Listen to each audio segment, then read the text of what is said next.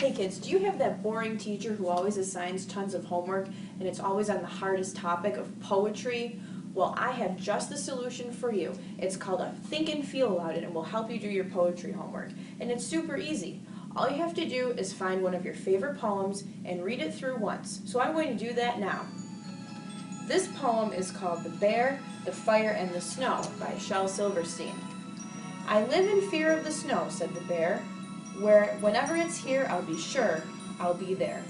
Oh, the pain and the cold when one's bearish and old. I live in fear of the snow. I live in fear of the fire, said the snow. Whenever it comes, then it's time I must go. With its yellow, lick flames leaping higher and higher, I live in fear of the fire. I live in fear of the river, said the fire. It can drown all my flames any time it desires. And the thought of the wet makes me sputter and shiver. I live in fear of the river. I live in fear of the bear, said the river. It can lap me right up, don't you know?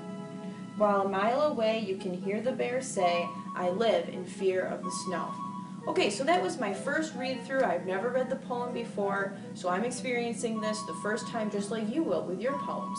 So now what we do is we go back through and look at it line by line or stanza by stanza and talk about how the poem made us feel. So let's look at the first couple lines. Okay, so it says, I live in fear of the snow, said the bear. So we know that the bear is afraid of the snow, but we're not sure why. So let's see if we can figure out why the bear is afraid of the snow. It says, whenever it's here, be sure I'll be there. Oh, the pain and the cold when one's bearish and old. I live in fear of the snow. So that part tells me that the bear is afraid of the snow because he doesn't like the cold. Okay, let's go to the next stanza. I live in fear of the fire, said the snow. So we know that the snow is afraid of the fire. Whenever it comes, it's time I must go. With its yellow lick flames leaping higher and higher, I live in fear of the fire. So that makes me think of these really tall flames that could just come up and surround something. So the fire is afraid of the snow because the snow can kill the fire. The next stanza says, I live in fear of the river, said the fire. It can drown all my flames any time it desires. So right there it tells me that the river has control over the fire because it can make the fire go away.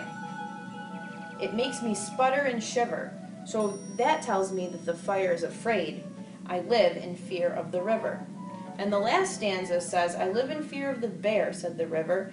It can lap me right up, don't you know? So the bear can drink the water that's in the river. While a mile away you can hear the bear say, I live in fear of the snow. And then that part links it all the way back to the beginning with the bear and the snow. So that's all there is to it. Just a quick think and feel aloud about the poem, and you will have 100% success the next time you have to do a poetry assignment. See you later, kids.